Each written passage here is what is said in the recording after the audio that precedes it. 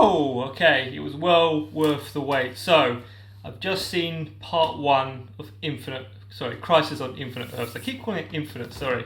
But you do hear about the peculiar word, the infinitude, on the episode, which is quite amusing at the start of it. So, lots of geeky techno babble quite early on. But it did not ruin my enjoyment of this episode. It was well worth the wait. It's been a long time coming. We've finally now had the first episode shown on UK telly. Okay, it's a spoiler-free review, just to make a few things sort of clear, sort of housekeeping rules. It's a Supergirl episode, specifically, so there is a big emphasis on Kara, Superman, Argon. There's a big kind of explanation to kind of what happened, a little bit of the prior season, with the sort of Earth government sort of coming together to try and sort of protect alien life on what we now know as Earth 38 within the multiverse. Just confusing things even more. So don't feel put off if you kind of have only been kind of watching bits here and there of the Arrowverse. That's absolutely fine. You're not going to be lost. The humour is there, the action is there, the acting is good, the story is very clear, but there is lots of little extra nuggets and gems if you've been following it kind of on the outset for the last several years now.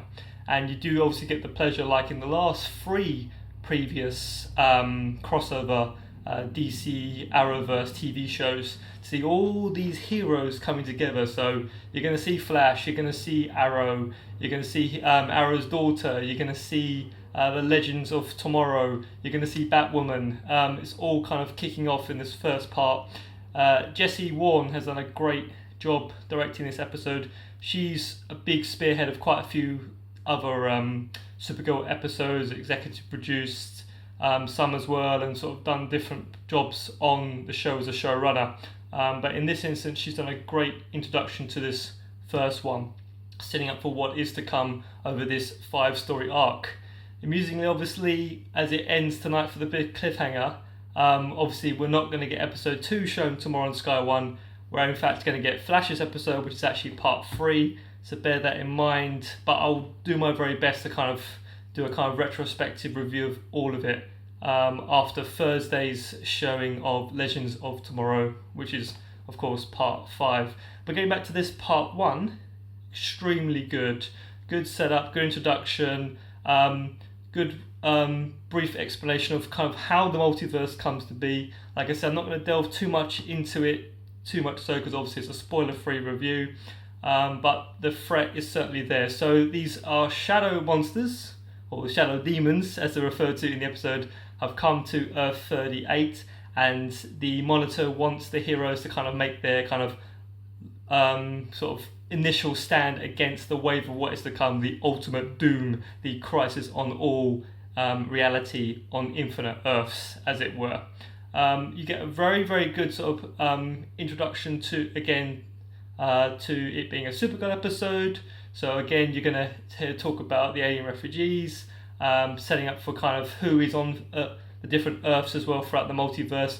I'm not going to ruin any of the cameos. If you've obviously seen some of them already from months prior, where this has already been shown in America and most parts of the world by now, I'm still not going to go into those. Those little moments really made me smile. There's one in particular when you get to Earth 66, which is shown very early on in the episode.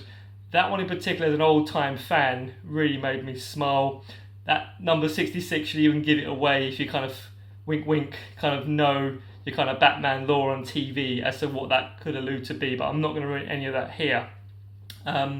We also get to obviously see more of Batwoman as well. That just obviously premiered finally last night on E4 on UK telly, but very much in the sense that part 2 is her episode.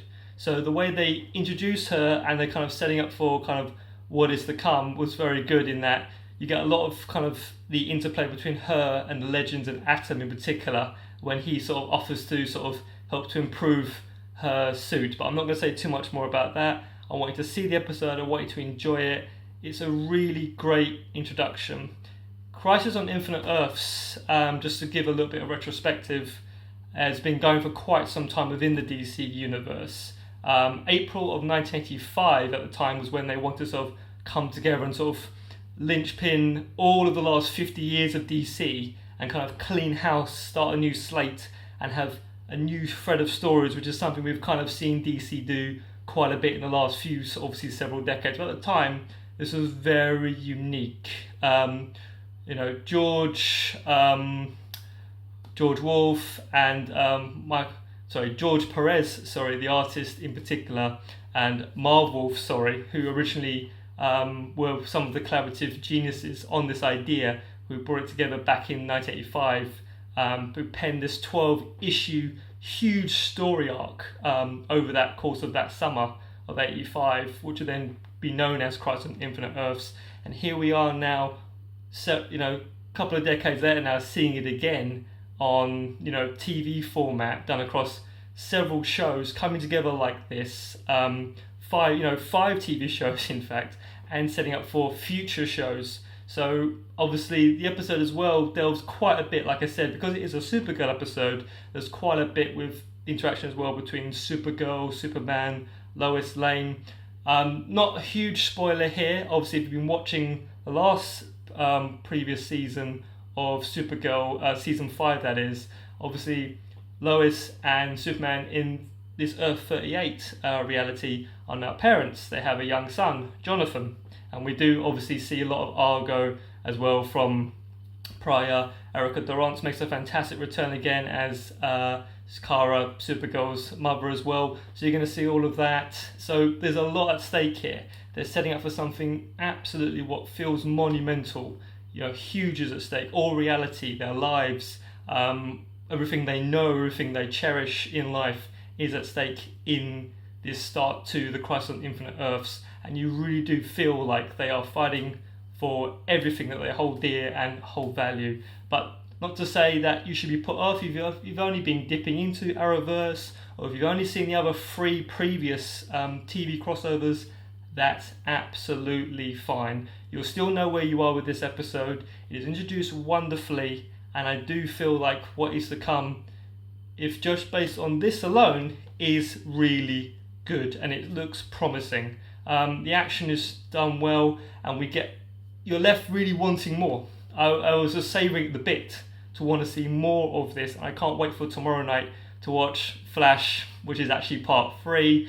If any of you out there have already seen Crisis on Infinite Earths, please don't put any spoilers or any comments in this video, but I am curious to kind of hear what your kind of feedback is on kind of what you've seen already in terms of the quality of it and any sort of nuggets of truth that might come about in episode 2. I obviously don't mind hearing about that because we're not going to get it obviously initially right now, but we will be getting on E4 in the guise of Batwoman later this year, hopefully in May.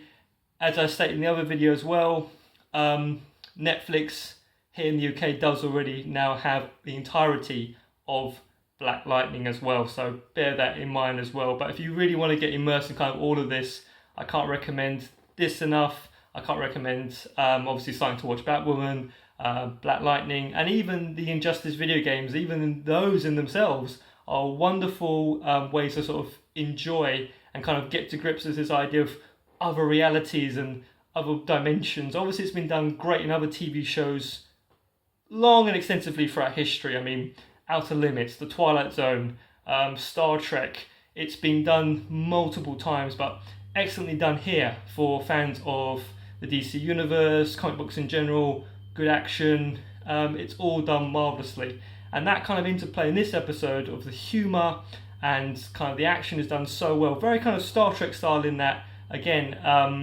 you kind of have something which is very heavy, but there is levity. So there is something for everyone. You can fully enjoy it. If you're just a fan of Supergirl, the TV show, or any of the other singular or some of the Arrowverse TV shows, fine, you've got something to enjoy here. If you're a fan of the movies, great. If you're a fan of the video games, the comic books, fantastic. Enjoy it. Part 1, I'm going to definitely say this is at least an 8 out of 10. And I'm really looking forward for part 2 tomorrow. This was a great introduction and a good sort of re-catch up. It's been several months, in fact, since we got the prior sort of closures of, well, sort of mid-season breaks, we would say, of Arrow and Supergirl and Flash and Legend of Tomorrow. So this really did feel like a homecoming in many respects, and a bit of levity in this time of slight uncertainty that we have now. Okay, there you go. That's my non-spoiler review for Crisis on Infinite Earths Part 1. I'll be doing Part 2 tomorrow. Everyone stay safe. Thank you for watching. Please continue to support, and I look forward to seeing you all in the near future. Bye for now.